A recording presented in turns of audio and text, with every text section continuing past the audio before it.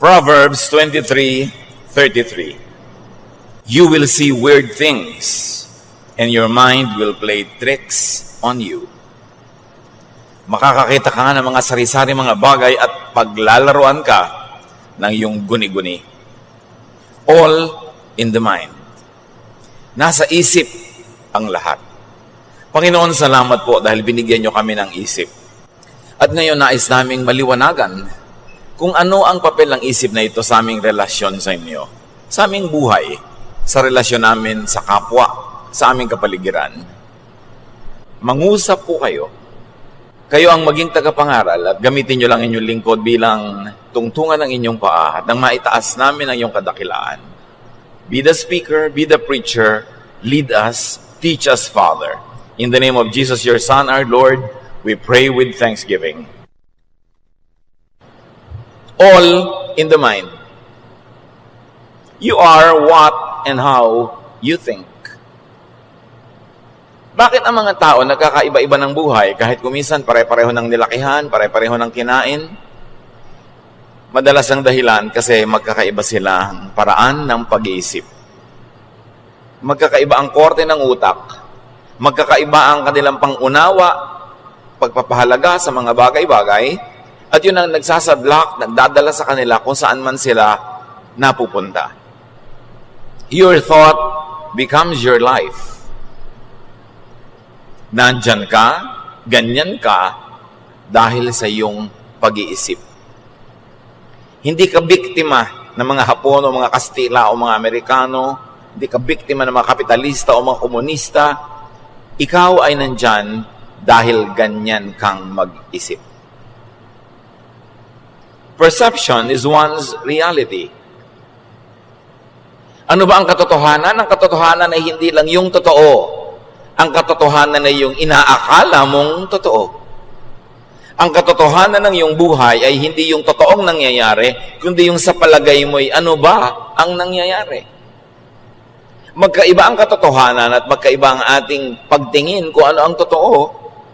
At ang nagiging totoo, tumatalab, umiiral sa ating buhay ay hindi yung katotohanan, kundi yung inaakala nating katotohanan. Kaya marami mga tao ay nagiging biktima ng sarili nilang pag-aakala, ng sarili nilang mga kamangmangan o kadiliman ng isip o kabaluktutan ng pangangatwiran. Proverbs 4:23, carefully guard your thoughts because they are the source of true life. Pakaingatan, bantayan ng iyong isip dahil yan ang pinagmumulan ng tunay na buhay. Ang buhay natin ay kinukulayan, kinokortehan, tinutugtugan ng paraan ng ating pag-iisip. Kaya ang buhay ng mga seloso, iba sa buhay ng mga hindi seloso. Ang buhay ng mga mapagduda, iba yan sa buhay ng mga mapagtiwala. Ang buhay ng mga madilim ang paningin sa mundo ay iba sa buhay ng maliwanag ang paningin. Iba ang buhay ng mga taong laging nag-iisip ng mga problema, kasakitan, kalungkutan, kesa dun sa laging masaya ang pag-iisip. You are your thoughts. Researchers have found that our imagination can change our perceptions of reality. At hindi ko na kayo pahihirapan ng mga references ng mga researchers that I'm going to quote today. Pero ang dami-dami mga pananaliksik at sinasabi ng mga resulta ng mga ito na ang ating guni-guni ang bumubuo ng konsepto natin ng katotohanan. So marami sa akala natin katotohanan ay guni-guni. Akala. Your mind can literally play tricks on you by changing illusions into what seems like reality. Kung selosa kayo, nakakita lang kayo ng konting bahid ng kung anong marka sa damit ng asawa nyo, nangalo niya na siya, yun ang inyong reality. Pagka kayo naman ay mapaniwalain, kitang-kita na niloloko kayo, nagpapaloko pa kayo. Kasi yung paniniwala nyo ay hindi kayo niloloko.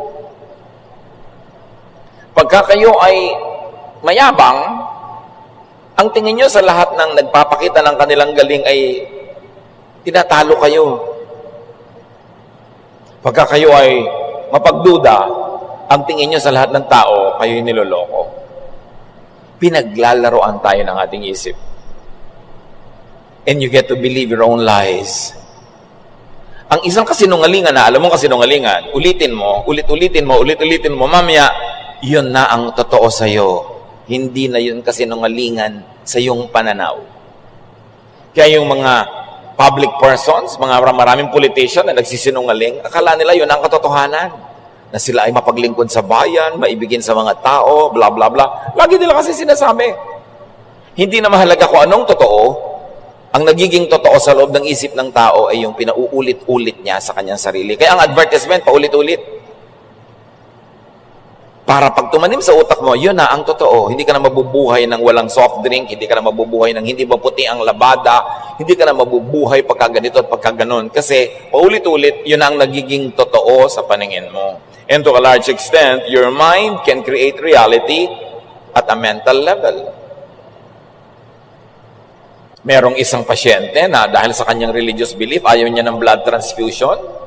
Nauubos ang kanyang dugo, sa pilitan na siyang binigyan ng blood transfusion with the consent of her mother-in-law.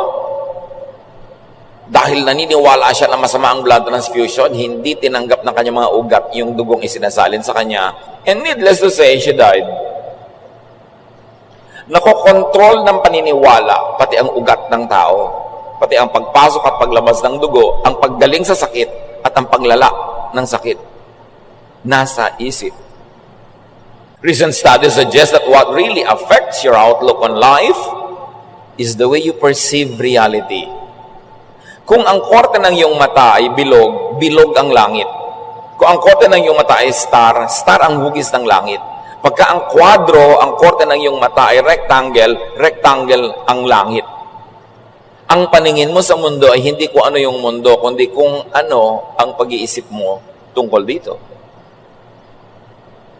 Kaya kung iniisip mo na mahigpit ang Diyos, malupit ang Diyos, malupit ang Diyos na susundan mo. Iniisip mo yung mabait ang Diyos, mabuti ang Diyos, mabuti ang Diyos sa tingin mo. Kaya yung theologizing, yung mga pagtuturo, na lilipat sa isip ng nakikinig, yung korte ng isip ng nagtuturo. Kaya pag napunta ka sa nagtuturo, nagalit ang Diyos sa lahat ng bagay, ayaw ang Diyos na sumaya ka, nagigilty ka na ngayon pag masaya. Hindi dahil masamang nagiging masaya, kundi nakumbinsi mo na ang sarili mo na masamang sumaya, nagigilty ka pag masaya ka. Yun ang reality mo. Proverbs 23:7, for as he thinks in his heart, so is he. Kung paano ka mag-isip, kung ano ang iyong kalooban, yun ka. Thought is one's reality. Ayon din sa mga researches, pag isinara mo ang iyong mata at kinumbinsi mo ang sarili at nag-concentrate ka na maginaw, giginawin ka. At nakumbinsi mo ang iyong sariling mainit, kahit maginaw, mainitan ka. Pag nakumbinsi mo ang iyong sariling magaling ka, gagaling ka. Hindi ka magaling, wala kang kwenta, magiging wala kang kwenta.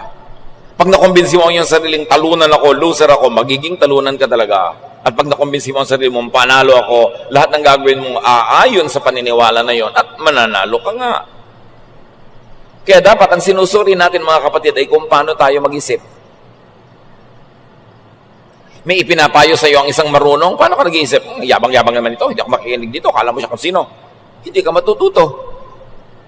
Pero kung may sinasabi ang isang marunong at sinasabi mo, marunong ito, nag-aral ito, nagsanay, aba, makikinabang ako makinig sa kanya, makikinabang ka nga. Paano ka mag-isip? Pag iniisip mo na ang mga bata, hindi dapat sumaya, dapat perfectly clean ang katawan nila, hindi mo sila paglalaroin. At gano'n ang magiging reality mo kung ano ang tunay na ibig sabihin ng kabataan. Pag iniisip mo na ang kabataan ay dapat fast forward sa pagtanda, huwag kang kumilos bata, dapat bata ka pa, asal matanda ka na, gano'n mo itatrato ang mga bata sa iyong paligid. Dapat sinusuri, paano ba ako mag-isip? Psalm 26:2, test my thoughts and find out what I am like. Pag nakumbinsi mong sarili mo na magkakaroon ng end of the world, lagi, everyday, laging yun ang alam ng utak mo, takot na takot ka everyday. Pag nakumbinsi mo ang isip mo na conservative ang Diyos, mapipilitan ka maging conservative. Ano ang konsepto mo tungkol sa Diyos, tungkol sa bayan, tungkol sa ano ang tama at mali, ganun ka mabubuhay. At pag nakumbinsi ka ng mga religious teaching na masama ka, makasalanan ka, marumi ka, laging ganun ang paningin mo sa iyong sarili. Ano ang pinapayagan ninyong pumasok sa inyong isip? Pinapayagan nyo ba ang mga basurero na magtapon ng basura sa inyong bakuran? Hindi. Pinapayagan nyo ba ang magnanakaw na pumasok sa inyong bahay? Hindi. Pero bakit natin pinapayagan ng maraming mga maling kaisipan na pumasok sa ating utak? Samantalang yung utak ang sentro ng ating pagkatao, doon nagmumula ang lahat ng ginagawa natin sa ating iniisip. At hindi lang yon, kung anong iniisip mo, yun ang ina-assign mo sa iba. Kaya yung mga tatay na sobrang nang denggoy ng mga babae nung binata pa siya, ang higpit sa mga anak na dalaga kasi iniisip niya lahat ng lalaki sa mundo magdedenggoy pagka mayroong pagkakataon. Yung mga babae na sobrang kumirengkeng nung araw, akala nila lahat ng babae kikirengkeng, kaya dududa sila sa lahat ng babae sa mundo. Kung ano ka, ina-assign mo yun sa iba. Kaya ang sabi nila, ang magnanakaw ay galit sa kapwa magnanakaw. Kaya kung mapangloko ka, iniisip mo lagi, niloloko ka ng lahat ng tao. Ngayon, kung hindi ka naman mapangloko, iniisip mo walang manloloko, kaya naloloko ka. Yung ay mga sobrang bababait, hindi naman siguro, bait siguro naman yung tao, ninanakawan lang, hindi naman siguro. Kasi siya, hindi siya magnanakaw. Kaya ina-assign niya sa iba na, hindi rin magnanakaw yung mga yun. Kasi ganun ako, ina-assign natin ang ating sarili sa iba. Kaya kung paano ka mag-isip tungkol sa kapwa, isang salamin yun kung sino ka. We can project our thoughts in the minds of other people. Kung ano iniisip natin, iniisip natin na yun din ang iniisip ng ating kapwa.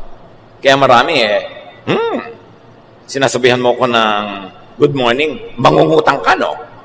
Yung kasi pag nag-good morning tayo, may masama tayong balak sa kapwa. So pag may nag-good morning sa atin, iniisip natin, may masamang balak din sila. Proverbs 27:19, you see your face in a mirror and your thoughts in the mind of others. Kung paano daw nakikita mo ang mukha mo sa salamin, pag nananalamin ka, ganon din mo nakikita ang sarili mo sa mukha ng iba. Hindi mo sila nakikita, ang nakikita mo, sarili mo rin. Kaya kung manloloko ka, iniisip mo, manloloko ang lahat. Kung mabait ka, iniisip mo rin, mabait ang lahat. May advantage, may disadvantage. Pag hindi natin sinuri kung paano tayo mag-isip. Thought power is the key to creating your reality. Pag marumi ang iyong buhay, marumi ang iyong isip, marumi rin ang tingin mo sa kapwa. Pero pag mabait ka, mabuti, normally ang tingin mo rin sa iba, mabait at mayroong likas na kabutihan. To control your destiny. Para makontrol mo kung saan ka pupunta sa buhay, you must learn to control the nature of your dominant, habitual thoughts. Dahil kung paano ka mag-isip, ayun ang iyong magiging buhay, dapat kontrolan mo ang pag-iisip mo at dalhin mo doon sa gusto mong buhay. At yung kadalasan ay paraan ng iyong pag-iisip, yun ang pupuntahan ng iyong buhay. Kung negative ka mag-isip, magiging negative ang buhay mo.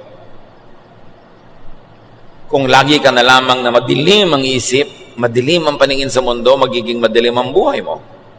Paano ka mag-isip? You can attract into your life that which you intend to have and experience by thinking about it. Marami ng researchers na nagpatunay niyan. Your thought is a magnet in reverse. It attracts its own kind.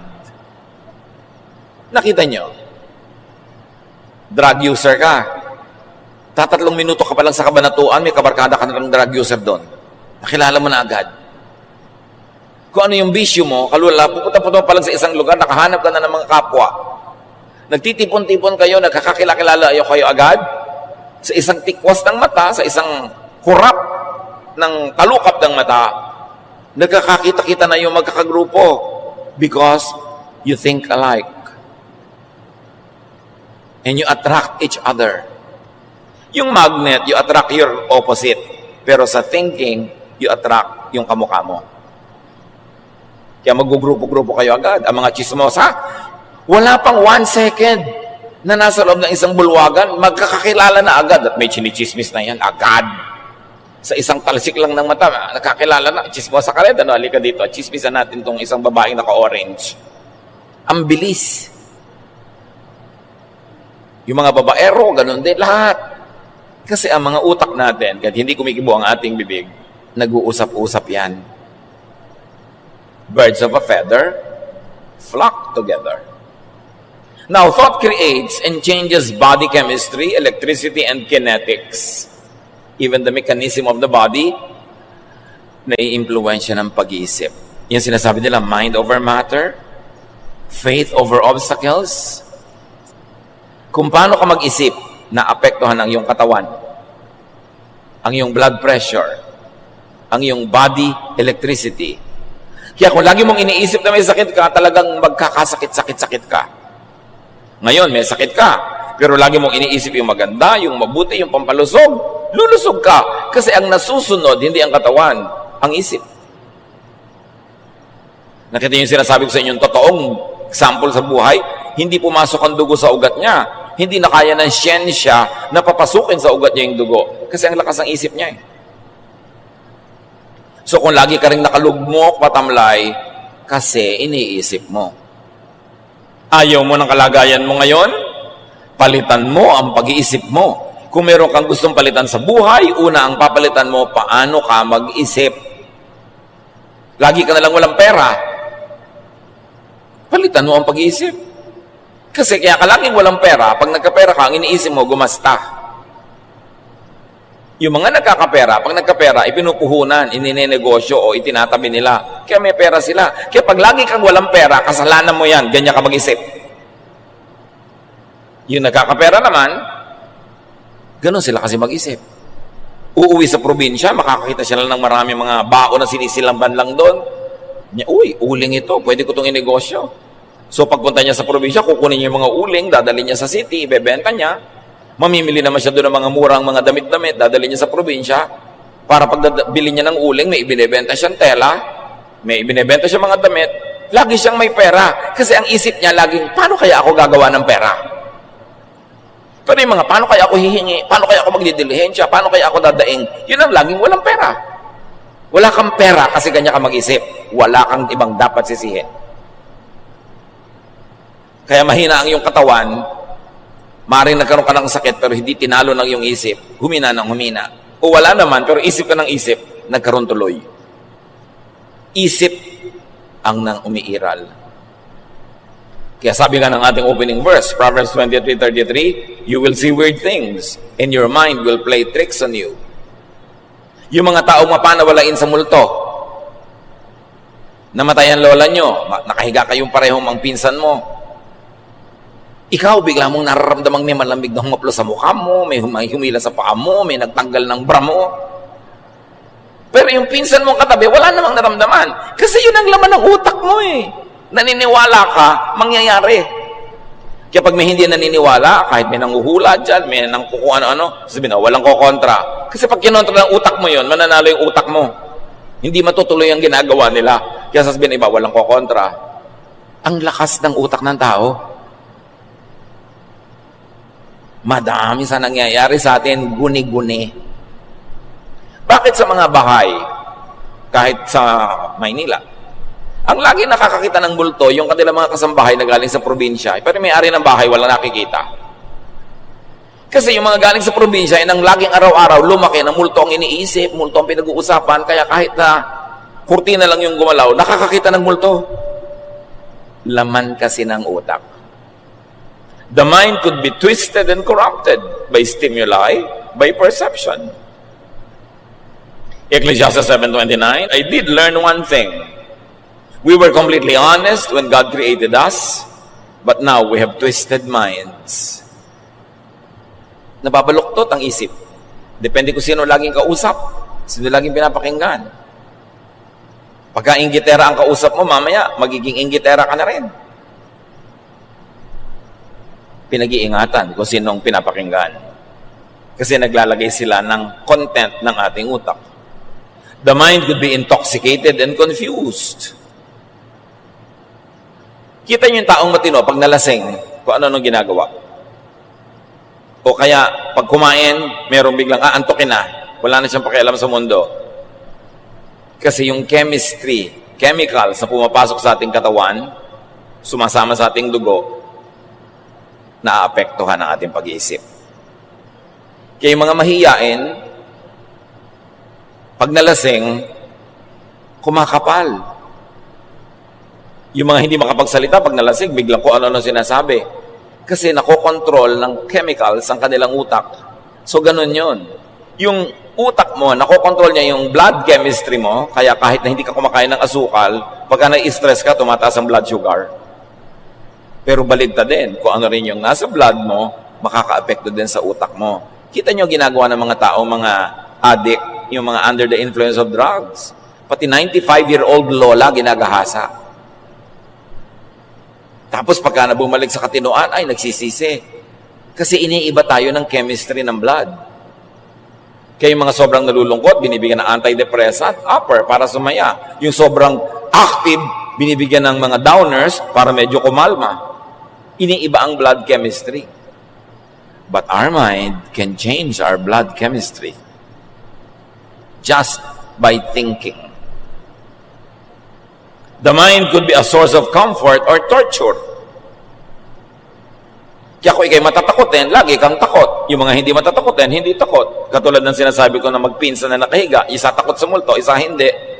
Mahimbing ang tulog ng hindi takot. Yung takot, mapakababaw ng tulog. Kasi ganun siya mag-isip. Ano-ano ba pinapasok nating iniideya sa utak ng mga tao, lalo ng bata? Paano natin pinapalaki ang bata? Kasi ang bata, blanco yung utak niya, pero pag tinuruan mo siyang maging racist, maliit ang pagtingin niya sa ganitong tao, ganitong lahi. Pag tinuruan mo siya na maging masyadong dogmatic sa inyong religion, masama na ang tingin niya sa lahat ng ibang religious congregations. Anong inilalaman natin sa isip ng mga tao? Yung mga tao, marami, alam nyo, tortured. Kasi nung bata sila na torture, nagugulpe, pinapabayaan, hindi minamahal, pinipintasan, nabubuli. Yun ang laman ng utak nila. Kaya buong buhay, tortured sila. May inferiority feelings, overly shy, galit sa mundo, may bitterness. Kaya ang gamot lang doon, palitan ang laman ng utak. Kung puro negative at lason ang pumasok sa isip mo ng bata ka, dapat ngayon palitan mo yan ng laman. Ma-detox yung utak mo para ka gumaling. Pero kung lagi na lang nung bata ako, kawawa ako, nung bata ako, mahirap lang kami, nung bata ako, ganito kami, hindi mo pinalitan yung kaiisip na yon, hindi aalis sa'yo ang mga mapapait na gunita, magiging mapait ang paningin mo sa buong buhay. Ang lahat ay nasa pag-iisip. The mind could be a source of comfort or torture, of hope or hopelessness, of trust or doubt, of faith or unbelief, of feelings or non-feelings. The mind could be straightened, cleansed, and renewed. Pwedeng linisin, ituwid, liwanagan ng isip. Kahit ano pang pinagdaanan nito. 2 Corinthians 5:17, kaya't kung nakipag-isa ka na kay Kristo, ang isang tao, isa na siyang bagong nilalang. Wala na ang dati niyang pagkatao. Sa halip, ito'y napalitan na ng bago. Pero hindi magic yun na tinanggap mo si Jesus, naging iba ka na. Nung tinanggap mo si Jesus, nagbukas ka ng pinto ng isip mo para sa mga isiping maka-Jesus. So habang sumusunod ka sa katuruan ni Jesus, pinapairal mo to sa iyong buhay, progressively nababago ang iyong pag-iisip and progressively nababago ang iyong buhay. Hindi siya instant. Pero dapat, araw-araw, dinadagdagan mo yung pagka-Jesus ng buhay mo para yung kapayapaan, kapahingahan na ipinapangako niya ay mapasayo. Pinatunayan na sa maraming mga pananaligsik that thoughts alone can improve vision, fitness, and strength. Ang dami ng pag-aaral dito na pag ang tao nag-isip, nalilinaw ang kanyang paningin, lumilinaw up to a point. Huwag lang talagang clinically blind. But who knows? Yan ang tinatawag nating miracle. That strong faith can cause all the powers of the universe to focus on your problem at biglang naiiba yun na tinatawag natin na miracle. Mga taong napapalusog ang katawan nila sa pag-iisip nila ng mga pampalusog na mga ideya at lumalakas maging ang kanilang physical strength. Alam niyo yung placebo effect. It works because of the power of thought. Maraming ganitong experiment sa medisina. Dalawang grupo ng pasyente. Isang grupo tinurukan ng tunay na gamot. Sinabi, gagaling ka sa gamot na ito. Isang grupo ang itinurok lang tubig. Hindi talaga gamot. Pero pinapaniwala sila na gamot din yon. Naggalingan din sila. Kasi naniniwala sila. May mga grupo ng pasyente na ipinagdarasal ng isang prayer group at mayroong isang grupong hindi ipinagdarasal. Everything else being the same, mas tumalab ang paggamot at pag-aalaga doon sa ipinagdarasal. The power of the mind, the power of prayer. Na pag napakalakas ang iyong pananalig, may kapangyarihan ang iyong isip, lumalabas sa iyong bungo ang lakas na yon, nakakarating doon sa gusto mong pag-ukulan ng lakas na yon. Kabangha-mangha. Dahil nilikha tayo ng Diyos sa kanyang wangis. At ang pinaka-trono ng Diyos sa ating buong pagkatao ay ang ating isip. Pag Diyos ang nag-ahari sa ating isip, ang kapangyarihan ng Diyos ay nagiging atin. Body chemistry, electricity, and kinetics create and affect emotion. Kaya nga merong mga antidepressant, meron naman ng mga pampasigla, kasi pagka nabago ang chemistry ng iyong dugo, naiiba ang iyong feelings. Yung gutom, ibang-iba ang feelings sa busog. May kinalaman yung utak natin sa physical world, sa food, sa drink. Kaya sabi ng Desiderata, many fears are born of fatigue and loneliness. Pag ang tao ay laging pagod at laging malungkot, dumarami ang kanyang kinakatakutan. Pero pag siya ay nagpapahinga, at lalo na't may kasiyahan ng kanyang buhay, kumukonti ang kinakatakutan niya. Kaya dapat pinag-aaralan natin, how am I behaving? Lagi ba akong galit? Lagi ba akong stressed? Lagi ba akong nagseselos? Lagi ba akong nagdududa? Because according to research, behaving in an emotionally intense way for an extended period will ultimately create physical illness. Pag lagi kang galit, magkakasakit ka. Pag lagi kang nagsiselos, kakasakit ka. Pag lagi kang nag-aalala, natatakot, magkakasakit ka. Galing sa iyong sariling utak. Kaya isang interesting field of study, yung mga artista na laging heavy drama ang role, yung nag-iiyak, naglululupasay, yung galit na galit. Siyempre, may talab din sa katawan niya yon. Interesting na pag-aralan kung ano nangyayari sa kanilang kalusugan later on in life. Ayon din sa mga pag-aaral, marami mga tao na nakakaroon ng arthritis, rheumatism, strokes, stomach ulcers, headaches because of long-term psychological tension. Na pagka laging may inaalala, iniisip, may dramang bukid lagi, yung mga sakit na ito lumalabas sa katawan na kung pinapalitan ng pag-iisip, nawawala rin yung sakit. Lahat tayo maraming stress, maraming broken marriages, broken homes, maraming away, maraming gulo, maraming bayarin. Pero pag yan ang pinairal mong laging laman ng iyong utak, magkakasakit ka. Tingnan ninyo yung mga kamag-anak niyong tamad at batuga na hindi nag-iisip ng bayarin, ng enrollment, sila yung masaya.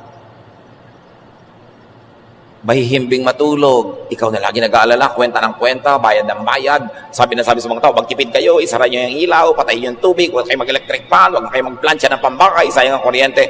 Kayo yung may ulcer. Kasi lagi ka nag-iisip.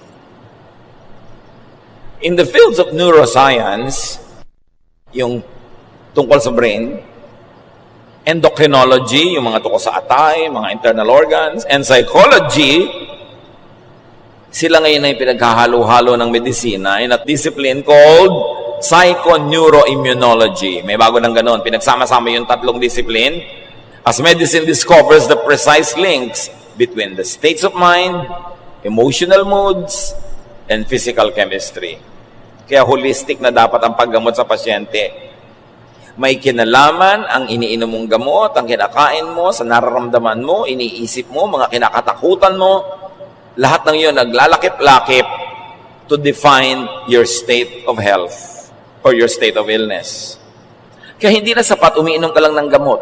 Dapat pinapasaya mo rin yung isip mo. Tinatanggal mo yung mga stress at tension. Kasi kahit ka inom ng gamot, pero lagi kang nagmumura, lagi kang galit, lagi kang natatakot, hindi rin yung tatalab. Kailangan nagkakalakip-lakip yung damdamin, yung puso, yung katawan, physical world, and the spiritual world. To create and change emotion, change your body chemistry, or change your thoughts. Kaya di ba yung galit na galit ka, bilis-bilis ang pintig na yung puso, ang taas ang yung presyon, relax. Relax.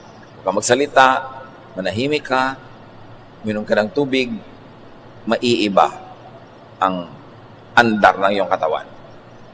Kailangan ng tao matuto mag-relax. Kahit wala pa yung solusyon sa problema niya, kahit malaki ang problema niya, dapat madisiplina ang isip na magpahinga. Kasi kahit naman isipin mo, hindi rin naman nalulutas yung problema, nadadagdagan lang ang problema kasi magkakasakit ka. To change the thought, change your body chemistry.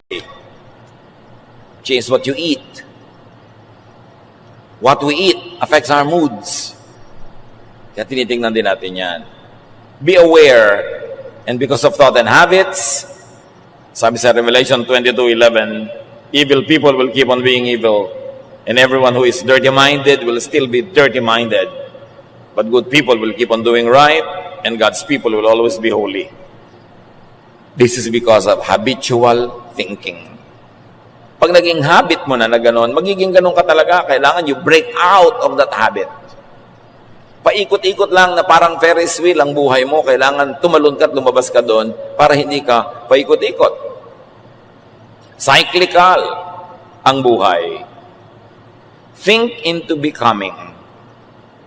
Think into being something or someone. Kaya yung mga tao may pangarap, madalas yun ang mga taong naiiba ang buhay nila. Pag ang pangarap ay ginawa nilang plano, hindi lang pangarap. Pag may pangarap na nagiging plano, pag may plano, may gawa, naiiba ang buhay. Kaya tinatanong mo rin sa nanliligaw sa iyo, ano bang pangarap mo sa buhay? Ikaw, ay tumigil ka. Hindi natin pagkakapirahan na gawin mo akong pangarap. No? Anong pangarap mo? Wala kang pangarap. Ayoko sa'yo. Gusto ko yung may pangarap. Gusto ko yung may ambisyon. Because if you fail to plan, you plan to fail. Anong laman ng iyong isip? Decide what you want to be and think towards it. Kaya yung mga mag-enroll pa lang, first year college, ang gusto nila maging summa cum laude, sila'y nagiging summa. Hindi yung walang plano, nung graduation, ha? Summa ako? Wow! Walang ganon. Pinaplano yan, pinagtatrabahuan, ginagapang, inaakyat para mangyari. It all begins in the mind. Mahirap kayo, pamilya nyo, pagkahirap-hirap. Sasabihin ng ibang kapatid mo, talagang ganyan lang ang buhay. Wala tayong magagawa. 30 years later, mahirap pa rin yun. Pero yung kapatid na sinabi niya, ayoko ng ganitong buhay, ayoko ganitong tirahan, ayoko ng ganitong pagkain, yun ang 30 years later, iba ang buhay. Kasi sa isip niya, nagplano siyang ibahin yon. Kailangan nag-iisip ang tao. Ang iniisip mo, napakadalas siyang mangyayari. Bakit? Kasi ang iniisip mo, panalangin yon. Kahit walang amen. Mark 11:24, everything you ask for in prayer will be yours. If only you have faith. Kasi ang faith, hindi lang naniniwala ako, Lord, bigyan niyo po ako ng magandang buhay. Hindi lang yun naniniwala. May plano yun. Pagagandahin niya yung buhay niya. Kasi ang tunay na faith, pananalig, may aksyon. Hindi lang dasal. So kung tunay kang nagdarasal, Lord, gawin niyo po ako. Gusto ko pong gumraduate sa board. Gusto ko pong makatapos ng ganito. Gusto ko pong makapagtanim ng 5 ektaryang pinyahan. Siyempre, may gagawin ka. Kasi naniniwala kang yun ang maganda para sa'yo. Faith without action is dead. Kaya ang sabi, pag ipinanalangin mo at naniniwala ka, matutupad. Hindi magic. Kasi ang paniniwala mo ay magbubunsod sa iyo para gawin ang lahat ng tamang dapat na hakbang para mangyari yung ibinanalangin mo. May kapangyarihan ng panalangin na tunay na paniniwala. Kaya baliwala yung prayer na hindi ka naman naniniwala, pray ka pa ng pray. Oy, ba't ka nag-pray na gumaling ka, naniniwala ka ba? Hindi, malay mo rin mangyari. Wala mangyayari doon. Kailangan kumbinsido ka sa loob ng iyong isip. Kaya yung mga tao na naka-accomplish, umahon sa lusak, na-improve ang buhay, napaganda ang lahat, naniwala yun na pwede niyang magawa yun at gumawa siya ng mga tamang hakbang para gawin yun. Pero yung mga tao walang pagbabago sa buhay nila, yung mag-asawa na kakakasal pa lang, isang linggo, away na ng away, after 1 month, away ng away, isang taon, away ng away, 10 years, 20 years, 30 years, 40 years, away ng away. Wala naman kasi silang iniisip na baguhin ang utak nila eh. Yung seloso, seloso pa rin. Yung tamad, tamad pa rin.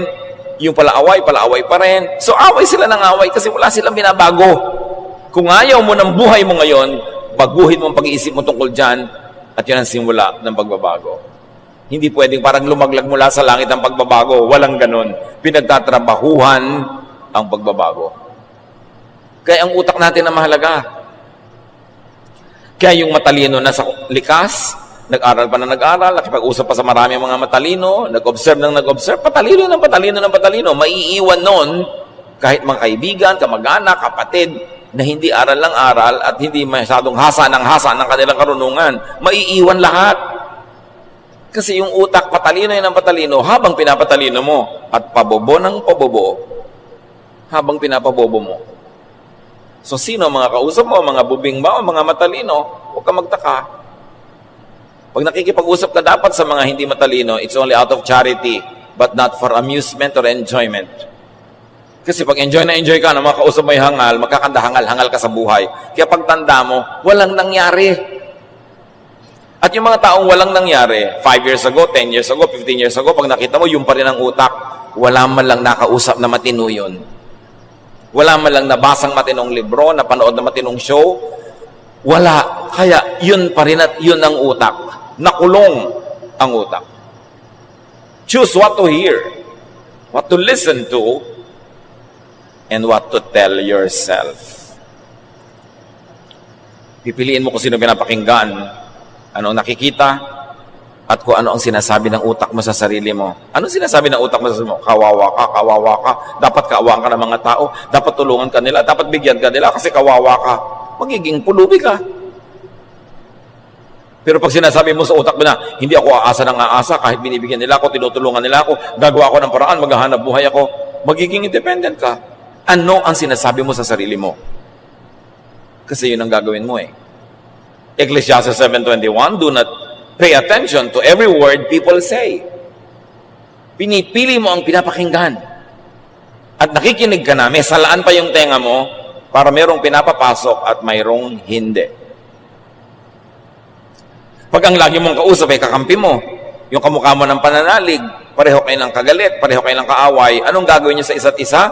Ilulubog nyo ang isa't isa. Kasi wala nagbibigay ng balance. Dapat nakikinig ka rin dun sa huwag ka na magalit doon, baka naman mali ang iniisip mo tungkol sa kanya. Ngayon, sa kanya ka nagalit. No, dapat nakikinig ka sa ganon. Hindi yung kampi ng kampi sa'yo, kahit ano na lang, lagi mong kakampi. Walang maitutulong sa'yo yan. Hindi ka tatalino. Pag lagi ka kinakampihan. If the mind can be used to heal, it can also be used to kill. Di ba may placebo effect? Yung hindi naman gamot, pero pinapaniwala kang gamot, tumatalab sa'yo. Meron namang nocebo. Yung gamot na, pero pinaniniwala ka, hindi pa rin yung tatalab. So, hindi pa rin yung tatalab kahit gamot yun. Negative beliefs or negative expectations can kill. Yung ginagawa ka na ng mabuti, so hindi naman mabuti yan.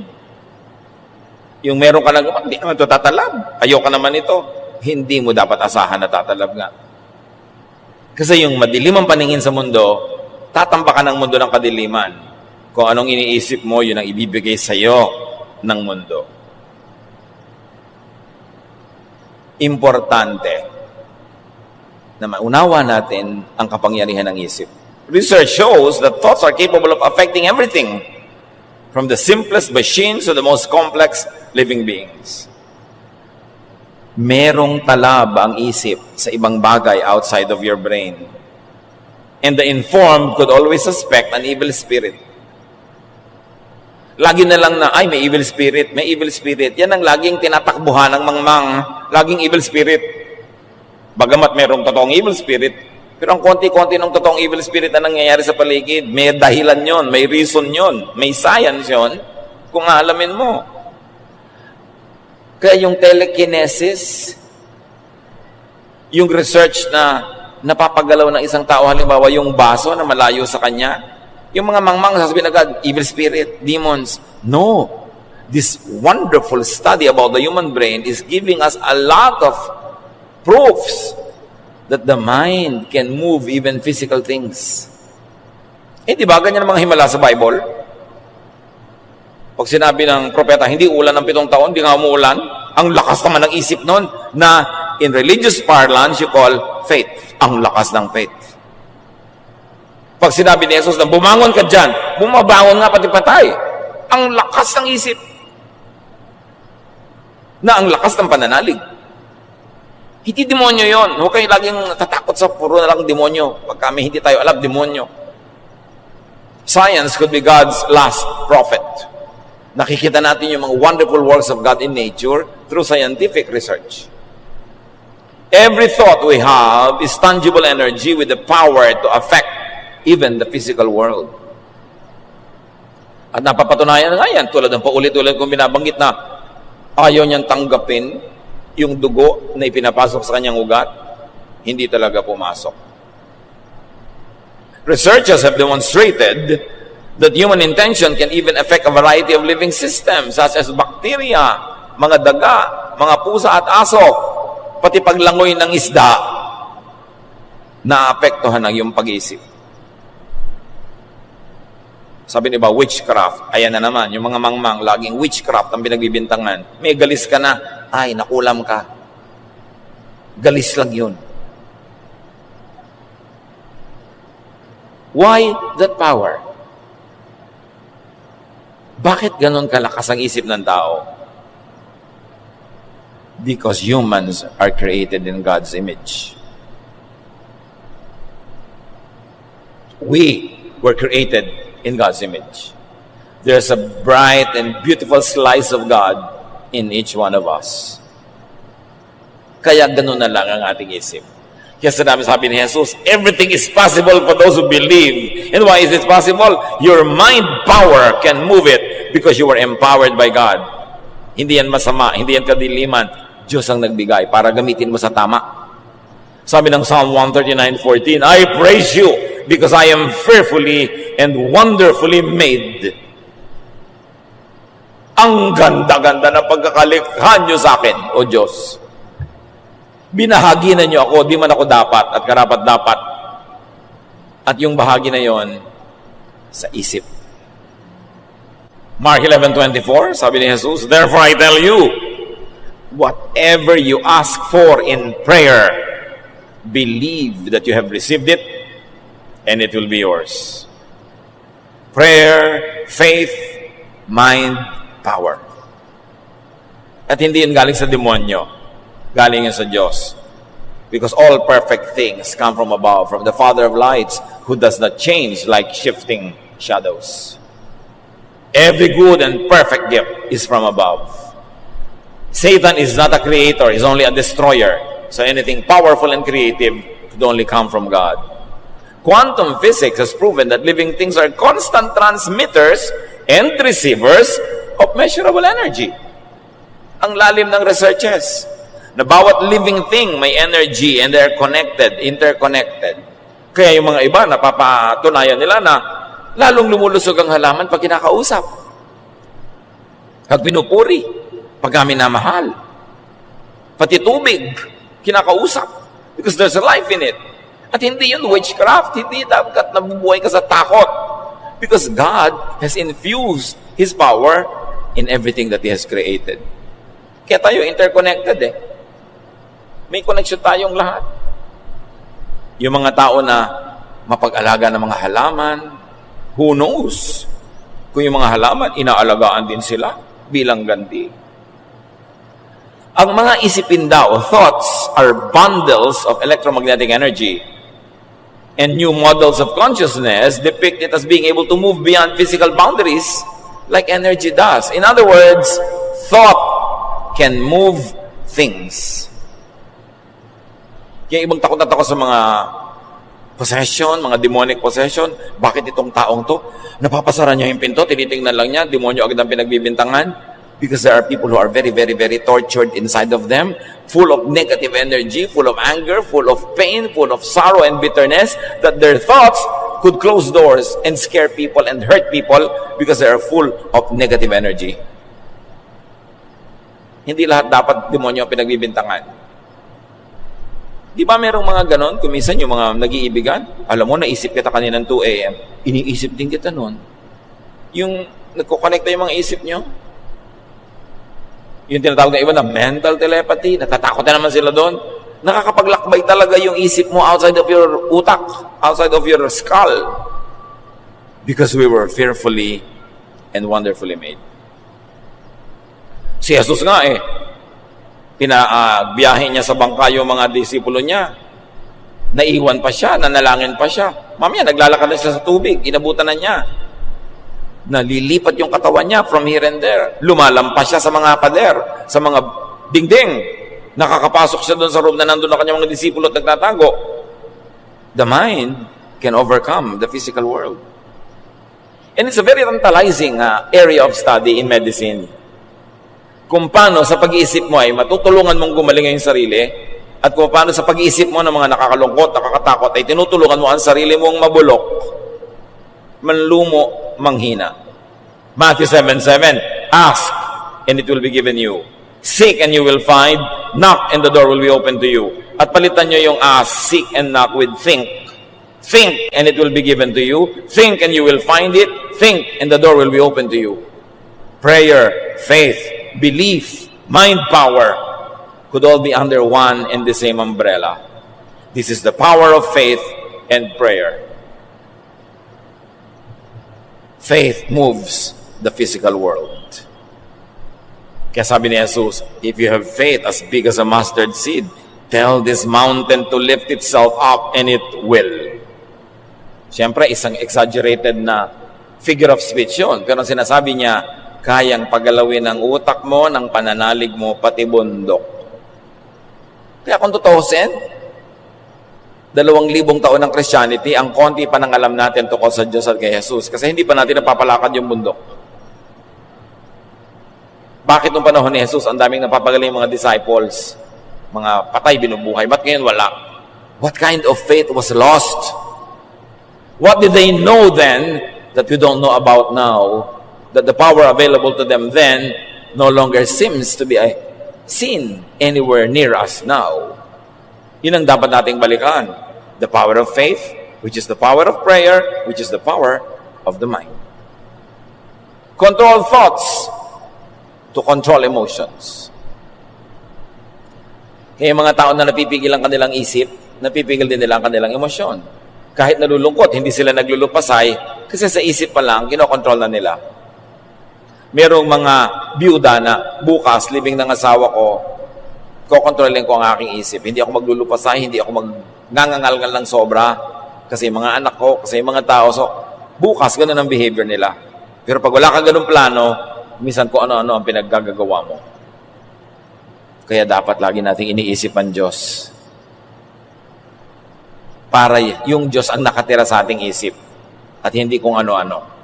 Psalm 63:6, I think about you before I go to sleep, and my thoughts turn to you during the night. Ano ang iniisip nyo bago kayo matulog? Siyempre, yun ang mapapagnipan nyo. Meron matutulog na lang, nanonood pa ng horror. Matutulog na lang, magbabasa pa naman kung ano-anong comment sa Facebook na siya ay minumura, pinapagalitan, iniinis. Bakit mo tatambakan ng laso ng isip mo ay matutulog ka na? Gusto mo yun, ang baon mo buong gabi? Sabi niya, my thoughts turn to you during the night. Siya ang dapat isipin. Think of God often. Let God dwell in your mind. Your mind, your thought, is the temple of God. God does not live in temples made by man. God does not live in temples of stone or steel or wood or gold. God lives and dwells in the mind of the believer. This thing you have between your two ears is the temple of God. Your mind. Kaya dapat Diyos ang naghahari sa isip. Diyos ang laman ng isip. Diyos ang sinusunod ng isip. Ask God to reveal God to you and godlessness as well. Romans 12:2, let God change the way you think. Then you will know how to do everything that is good and pleasing to Him. Kung meron tayong dapat hingin sa Diyos, ay baguhin ang paraan ng ating pag-iisip. At mangyayari yon kung isinusunod natin ang pag-iisip sa isipin ng Diyos na ipinahayag ni Jesus. Offer your mind and your thoughts to God. Yan ang pinakamagandang offering. Offer your thoughts. May iniisip ka pa lang, sasabihin mo na, ganito ba ang Diyos na gusto ng Diyos na isipin ko? Kung hindi, titigilan ko itong isipin. Dapat, pinapalayas niya yung mga isipin na hindi dapat nasa loob ng isip. Let God dwell in your mind, not the devil. Let God enter your world and the world through your mind. Gustong mahalin ng Diyos ang maraming tao? Papasok siya sa ating isip. Mag-iisip tayong mahalin ng mga tao. May gagawin ng mga kamay at paa natin para mahalin ng mga tao. Pumasok ang Diyos sa mundo through our mind. Kaya dapat channel ng Diyos ang ating isip. Develop your mind so you could know God more. Because the more you know God, the more powerful your thought, your faith, your prayer will be. 2 Corinthians 3:18. So our faces show the bright glory of the Lord, as the Lord's Spirit makes us more and more like our glorious Lord. Sabi ganon, nagiging kamukha tayo ni Jesus more and more and more. And that will happen when we think like Jesus more and more and more. When you think like Moses, when you think like the Pharisees, when you think like Paul or Peter, maaaring may tama, pero hindi laging tama siguro ang makikita mo kasi hindi sila perfect. But when you think more and more like Jesus, you become more and more like Jesus, you become more and more like the Father in heaven, you have more and more power. Your thought becomes more and more effective. Your prayer becomes more and more powerful. Sa isip nagsisimula. So discipline your mind to focus on what is uplifting. Kailangan disiplina yan. Kasi ang paborito ng utak, yung nakakatakot, yung nakakainis, yung chismis. Sabi, hindi yan ang dapat yung pag-isipan at pag-usapan. Philippians 4:7-8. At ang kapayapaan ng Diyos na hindi kayang maunawaan ng tao, ang siyang mag-iingat sa inyong puso at pag-iisip dahil sa inyong pakikipag-isa kay Kristo Jesus.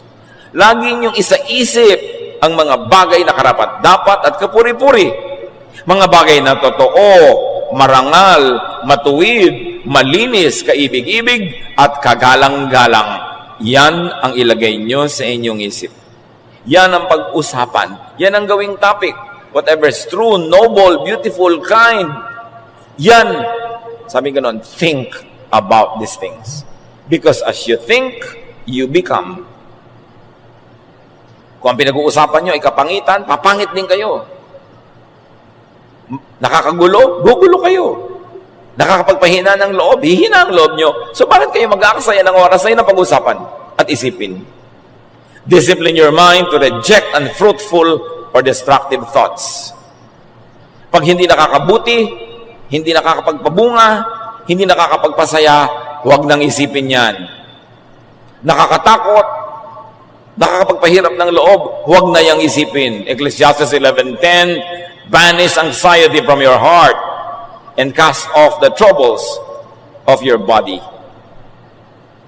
Palayasin daw ang mga kabalisahan, iwaksi mo ang kaalalahanin at mga kabalisahan. Mga kapatid, makinig kayo. Baligtad ang ginagawa ng marami. Kung ano yung nakakabalisa, nakakapagpaalala, iyon ang laging laman ng isip. So tingnan nyo katawan, may sakit. Tingnan nyo ang buhay, malungkot, iwaksi ang mga alalahanin. Through meditation, habitual thoughts of hatred, anger, and revenge are replaced with intentional thoughts of acceptance, cooperation, unconditional love, and forgiveness. Kaya mabuti nagbubulay-bulay, nagninilay-nilay, nag-iisip-isip, nagme-meditate, nakakapagpabago yon ng isip. Laging ipasuri ang ating isip sa Diyos. Psalm 139:23-24. Search me, O God, and know my heart, which really means know my mind. Test me and know my anxious thoughts. See if there's any offensive way in me, and lead me in the way everlasting. Siyasatin niyo po ako, O Diyos. Kilalanin niyo ang aking pag-iisip. Suriin ninyo ako at ibunyag niyo ang mga mapag-alala at mapagproblema kong paraan ng pag-iisip. Tingnan niyo kung may mga paraan akong hindi kaibig-ibig. At akayin niyo ako sa paraang maganda, tama, at mainam. Sabi nila, plant a thought, harvest an act. Pag nagtanim ka ng isang iisipin, ang bunga nyon, paggalaw, pagkilos. Plant an act, reap a habit. Pag may ginawa ka, pinaulit-ulit mong ginawa, magiging ugali mo na. Plant a habit, harvest a character. Kung ano ang lagi mong ginagawa at pinapaulit-ulit, magiging gano'n na yung pagkatao. Plant a character and harvest a life or a lifestyle.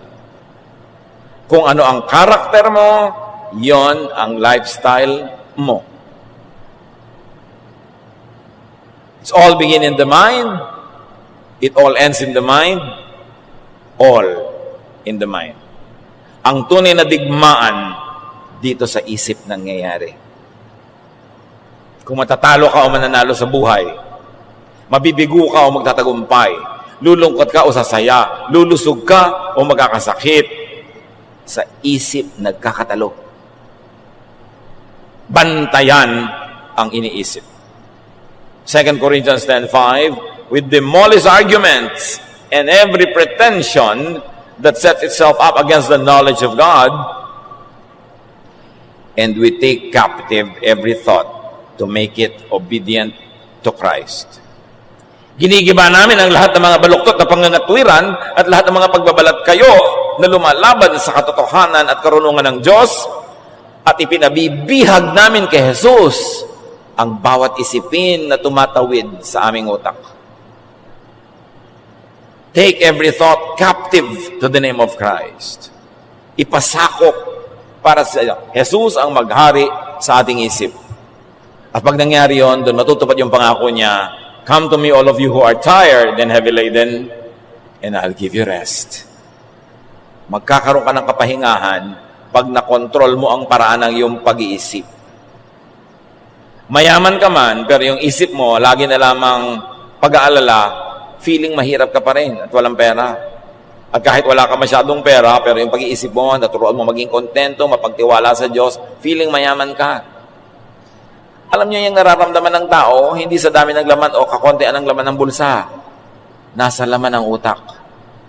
Nasa utak kung sasaya ang marriage niyo o hindi. Nasa utak kung magiging maganda ang buhay niyo sa pamilya niyo o hindi. Nasa utak kung uunlad ka o hindi. It's all in the mind. Dear Lord, teach us to surrender every thought to the name of Jesus.